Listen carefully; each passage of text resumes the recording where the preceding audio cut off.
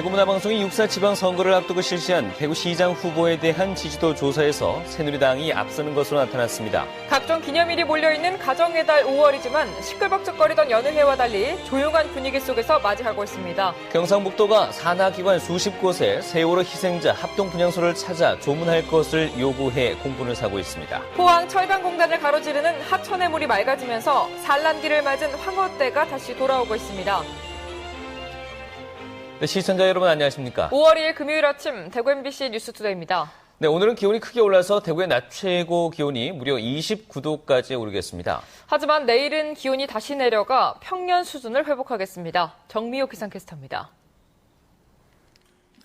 오늘은 한낮에 꽤나 덥겠습니다. 어제보다 기온이 4도가량 올라 대구의 낮 최고 기온은 29도까지 오르겠는데요. 경산은 30도에 육박하며 때이른 더위가 느껴지겠습니다. 하지만 아침 기온은 어제보다 다소 낮아 선선한데요. 일교차가 15도 이상 크게 벌어지는 만큼 외출하실 때는 옷차림에 신경 써주시기 바랍니다. 또 경북 내륙 지역에는 아침에 짙은 안개가 끼는 곳이 있겠고 바람이 강하게 부는 곳이 있겠는데요. 이 바람이 더위를 다소 식혀주기는 하겠지만 시설물 관리에는 신경 써주시는 게 좋겠습니다. 또 내일은 평년 기온을 회복하며 무난한 날씨 이어지겠습니다. 날씨였습니다. 대구문화방송이 6.4 지방선거를 앞두고 여야 대구시장 후보에 대한 지지도 조사를 한 결과 새누리당 권영진 후보가 새정치민주연합의 김부겸 후보를 크게 앞서는 것으로 나타났습니다. 도건엽 기자가 보도합니다. 대구시장 후보 지지도 조사 결과 새누리당 권영진 후보가 47.5%로 가장 높았고 새정치민주연합 김부겸 후보는 26.3%로 나타났습니다. 무소속 이정숙 후보가 4%, 통합진보당 송영우 후보 1.9%, 정의당 이원준 후보가 0.7%의 지지도를 보였고 지지 후보가 없거나 모르겠다는 응답도 19.7%나 됐습니다. 권영진 후보에 대한 지지도는 모든 계층에서 높았는데 60살 이상 고연령층과 서구, 남구, 달성군 지역, 주부층에서 높게 나타났습니다. 김부겸 후보는 30대와 40대에서 비교적 높았고 중구와 이전 출마지인 수성구, 화이트 칼라 계층에서 상대적으로 강세를 보였습니다. 정당 지지도는 새누리당이 66.4%였고 새정치민주연합 13.1%, 통합진보당 1.9%, 정의당 0.5%, 기타 정당 7%, 모르겠다는 응답이 11.1%였습니다.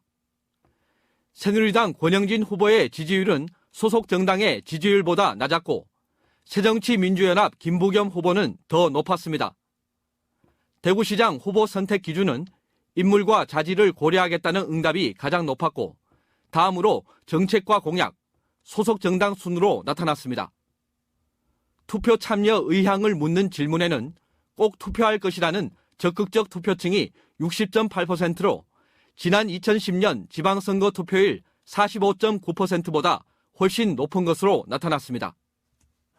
이번 조사는 대구문화방송이 여론조사기관인 코리아 리서치 센터에 맡겨 어제 오후 1시부터 밤 9시 반까지 대구에 거주하는 만 19살 이상 성인 남녀 1,026명을 대상으로 실시했습니다.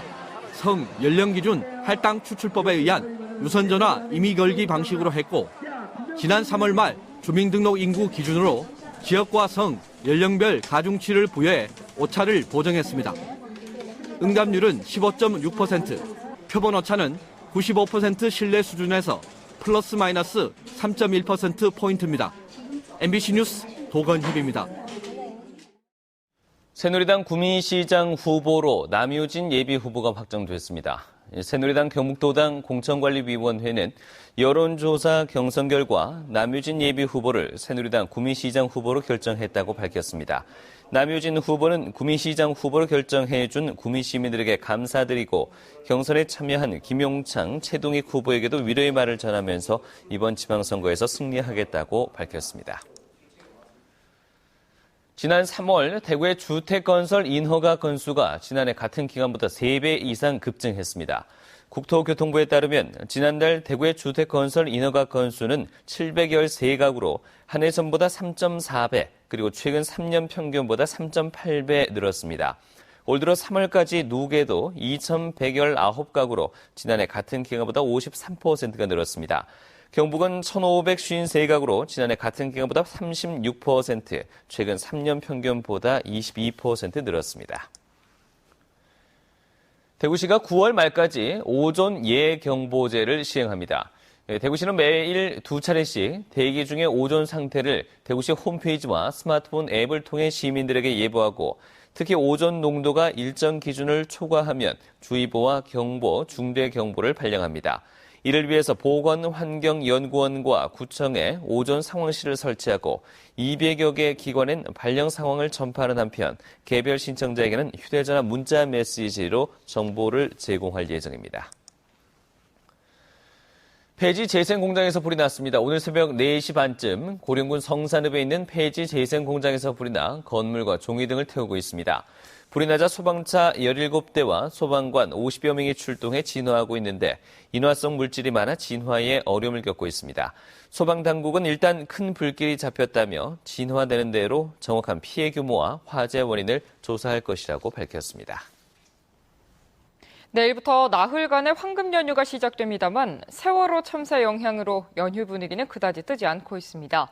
상인들의 고민도 깊어가고 있습니다. 권윤수 기자가 취재했습니다. 대구에 있는 한 실내 놀이시설. 손님이 거의 없어 썰렁하기만 합니다. 5월은 어린이날도 있고 야외 활동하기 좋은 계절이어서 이런 어린이 놀이시설이 평일에도 사람들로 꽉 차 있어야 하지만 올해는 사정이 달라졌습니다.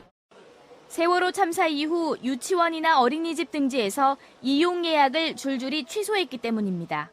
백화점에서는 평소 같으면 어린이날과 어버이날을 앞두고 선물을 사러 온 손님들로 북적대야 하지만 썰렁합니다. 어린이날 행사는 일찌감치 취소됐습니다. 작년까지 14회 진행을 하였습니다. 올해 15회 행사를 진행을 하였다가 준비를 하였다가 세월호 참사 때문에 황금 연휴를 앞두고 매출을 올릴 절호의 기회지만 실내 음악조차 밝고 경쾌한 것을 틀지 못해 좀처럼 매장 분위기를 띄우기가 힘듭니다. 저희 백화점도 고객님들의 소비 심리에 맞춰가지고 전년과 달리 이벤트라든지 각종 행사들을 축소하고 고객님들의 분위기에 맞춰서 지금 운영하고 있습니다. 각종 기념일이 몰려있는 가정의 달 5월이지만 시끌벅적거리던 여느 해와는 달리 조용한 분위기 속에서 맞이하고 있습니다. MBC 뉴스 권윤수입니다. 대구 테크노파크가 신규 일자리 창출 지원에 지난해보다 24% 늘어난 24억 원의 예산을 확보하고 지역 청년과 중소기업의 구직난 해소에 주력합니다. 대구 테크노파크는 청년의 눈높이에 따른 취업난과 지역 중소기업 인력난을 해소하기 위해 지역 맞춤형 일자리 창출 교육 프로그램을 운영하고 청년들이 지역 중소기업을 직접 탐방하는 행사도 마련할 계획입니다. 구체적인 일자리 창출 분야는 메카트로닉스 기반 사업을 비롯해 한방 관련 사업과 달성공원 기반 일자리 창출, IT 용복합 의료기기 전문가 양성과정 등입니다. 지역별로 특화된 소규모 제조업을 지원하는 소공인 특화지원센터가 대구 최초로 중구 패션 주얼리 전문타운에 문을 엽니다. 대구 중구청은 중소기업청에서 공모한 소공인 특화지원센터를 유치해 이달 중에 150여 개 주얼리 소규모 제조 공장이 밀집한 패션 주얼리 전문타운에 연다고 밝혔습니다. 중구청은 앞으로 2년간 소공인 특화지원센터를 통해 전문 기능 인력 양성 교육과 공동 브랜드 개발, 경영기술 교육 등 주얼리 관련 소공인을 육성하고 특화 사업을 추진하게 됩니다. 안전행정부 지침에 따라 세월호 희생자 분향소가 전국 각 시도별로 설치됐는데요. 그런데 경상북도가 산하기관 수십 곳에 직원들 조를 짜서 조문을 오도록 요구해서 공문을 사고 있습니다. 도대체 뭘 위해 조문을 하라는 걸까요? 이정희 기자입니다. 경상북도가 도청 강당에 설치한 세월호 희생자 합동 분향소. 첫날인 지난 28일 기관 단체장들이 일제히 찾아 애도합니다. 문제는 이날 오후 3시 경상북도가 공무단속 회의를 명목으로 급하게 33개 산하기관 담당자를 불러놓고 분향소 조문을 요구합니다. 조를 짜서 이번 주, 다음 주 이렇게 얘기를 해가지고 좀 산하 기관이니까 안 간다고 화낼 수도 없고 억지로 조짜서 오라 이런 건 좀. 조문 날짜, 시간, 인원까지 경상북도에 확인을 거친 산하 기관들은 직원 수명씩 조를 짜서 조문을 시작했습니다. 간단한 시간대로 이렇게 배정을 해주는가 봐요. 너무 또 한꺼번에 몰리면 안 되니까 연락을 하고 또 그 다음 주에 연휴 끝나고 가고 간부들은 그날부터 갔다 오고 밑에 직원들은 날 두 파트로 나눠야 합니다. 경북도청이 있는 대구까지 강제동원 조문에 산하기관 내부에서 반발이 터져나오고 있습니다. 행정관행이나 이런 게 결국은 우리 애들을 물에 빠뜨린 그렇게 빠뜨려 놓은 애들을 조문을 하러 가는데 또다시 그런 70년대적인 작태로 동원해가지고 경상북도는 강제성은 없었다고 말합니다. 그 당시에는 도에밖에 설치가 안 됐어요. 의사가 있는 기관에서는 그냥 좀 하라 그런 이야기를 했죠. 자율적으로 우리 하라 그랬어요. 하지만 설치 당일 경북에는 이미 5개 지역에 민간 분향소가 설치돼 있었고 지금은 9곳이나 됩니다. 외신은 한국의 그릇된 관행이 이번 참사를 불러왔다고 꼬집고 있습니다. 수백 명의 아이들을 잃고도 아직까지 과거의 못된 관행을 버리지 못하고 있습니다. MBC 뉴스 이정희입니다. 경상북도는 장사시설 수급 중장기 계획을 수립해서 시행합니다. 127억 원의 예산으로 신규 설치가 확정된 안동과 구미의 화장시설은 신축하고 김천과 의성의 기존 시설을 증개축하는 등 장사시설을 친환경적으로 현대화해 나갈 예정입니다. 또 시군간 협약으로 협조체계를 구축해 인근 2-3개 시군이 함께 장사시설을 같은 조건으로 이용할 수 있도록 유도하고 있습니다. 영천의 육군 3, 4관 학교가 개교 46년 만에 일반인들에게 개방됩니다. 학교 측은 오는 9월쯤 학교 정문에서 서문 사이의 담장을 허물어 담장 후면에 있는 공원을 개방하기로 했습니다. 또 개방 성과에 따라 추가적으로 정문의 군인 아파트 담장을 허물고 대연병장과 학교 내 공원시설 일부도 개방할 방침입니다. 포항 철강공단을 가로지르는 하천에 바다잉어라 불리는 황어떼가 산란기를 맞아 돌아오고 있습니다. 이 돌아온 황어떼 소식은 하천물도 맑아지고 있다는 반가운 소식인데요. 박상환 기자가 전합니다.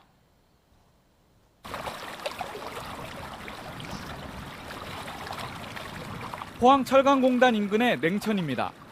바닥이 훤히 들여다보이는 자갈바닥은 황어떼로 물반 고기반입니다. 수컷과 암컷이 서로 짝을 짓기 위해 이리저리 분주하게 움직입니다. 상당히 물이 맑아가지고 보기에 상당히 좋습니다. 오천 살면서 고기가 이렇게 많이 올라온 적이 별로 없었던 것 같은데 오늘 고기가 상당히 활기차고 보기 좋습니다. 선명한 붉은색의 세로띠가 산란기를 맞았음을 나타냅니다. 황어는 대부분의 일생을 바다에서 보내고 알을 낳기 위해 강으로 올라오는 잉어과 물고기입니다. 주민들은 맑은 강에서 자라는 황어떼가 돌아온 것을 반기고 있습니다. 고기를 조금 보호하고 싶은 생각도 들잖아, 그죠? 이 거랑을 조금 이렇게 해가지고 오래도록 이렇게 고기들이 많이 좀 우리 고장에 있었으면 좋겠다 이런 생각도 들더라고요. 황어는 강 바닥의 자갈이나 모래밭에 알을 낳고 일주일에서 2주일이 지나면 부화하게 됩니다. 황어들의 회기는 동해와 남해 하천에서 3, 4월 한 달 남짓 계속됩니다. MBC 뉴스 박상환입니다. 포항 단란주점 여주인 살해 용의자가 사건 3일 만에 인천에서 잡혔습니다. 포항 북부경찰서는 어젯밤 8시 50분쯤 인천시 계양구에 있는 전처의 집 근처에 숨어있던 40살 이모 씨를 검거해 조사하고 있습니다. 이 씨는 지난달 28일 밤 11시 40분쯤 포항시 북구의 한 단란주점에서 53살 여주인을 흉기로 찔러 숨지게 한 혐의를 받고 있습니다. 운전 중인 버스기사를 폭행해 교통사고를 일으킨 50대에게 실형이 선고됐습니다. 대구지법 제12형사부는 지난해 12월 김천에서 버스를 탄 뒤 뒤쪽으로 가라는 버스기사의 말에 화가 난다며 얼굴을 때려 교통사고를 내게 한 혐의로 기소된 56살 김모 씨에 대한 국민참여재판에서 징역 1년 6개월을 선고했습니다. 재판부는 김 씨가 버스기사뿐 아니라 승객과 다른 운전자의 생명을 위협할 수 있는 위험성이 큰 범죄를 저질렀고 동종범죄 전력이 있다며 실형 선고 이유를 밝혔습니다. 지난 2월부터 휴식월제를 가져 출입이 통제됐던 두류공원 야외음악당 잔디광장이 내일부터 시민들에게 개방됩니다. 두류공원 야외음악당 잔디광장은 지난 2월부터 휴식월제를 가지면서 잔디 보식과 제초, 배토 작업 등을 거쳤습니다. 대구문화예술회관은 이달부터 다양한 장르의 문화예술 공연을 열어 잔디광장을 문화휴식 공간으로 시민들에게 제공할 계획입니다. 말을 더듬거나 부정확한 발음을 해 고민 중인 성인들을 위한 성인언어 치료 실습실이 대구 보건대학교에 문을 열었습니다. 대구 보건대 언어재활과는 지난달 28일 본관에 성인언어 치료 실습실을 열고 말더듬이나 부정확한 발음, 탁한 음성 등으로 고민 중인 성인을 대상으로 무료 치료를 해줄 계획입니다. 환자가 치료 신청을 하면 전공 교수 5명은 진단과 평가를 하고 3학년 재학생들은 전담 치료사로 활동하는데 최대 30명까지 신청을 받은 뒤 다음 달부터 본격적인 치료에 들어갑니다. 경상북도 가축위생시험소는 오는 7월부터 가금류 도축장의 축산물 검사를 확대해 2016년부터는 공무원 검사관이 모든 가금류 도축장을 검사할 계획입니다. 그동안 시도 소속 검사관은 소, 돼지 등에 대해서만 도축 검사를 했고 닭과 오리 등 가금류는 해당 업체가 고용한 수의사가 검사 업무를 담당해왔습니다.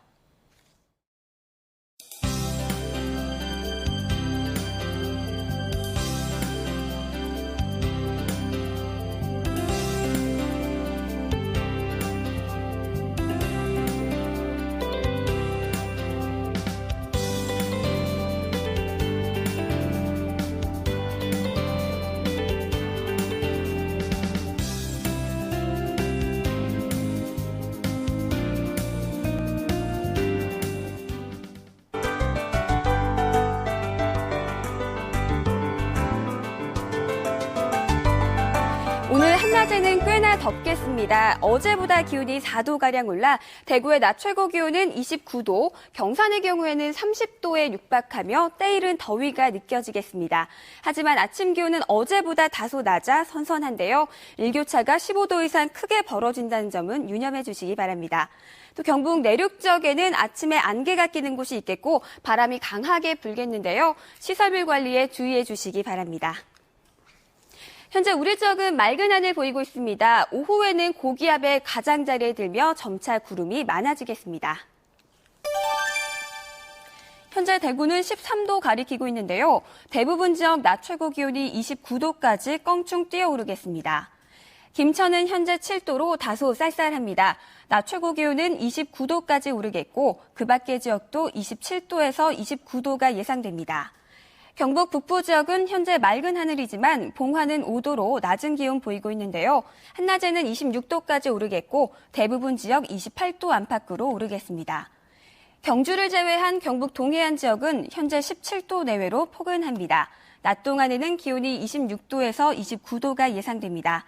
바다의 물결은 0.5에서 2.5m로 다소 높게 일겠습니다. 내일부터는 기온이 다소 내려가겠고요. 또 일요일에는 오후 한때 비 소식이 있겠습니다. 날씨였습니다.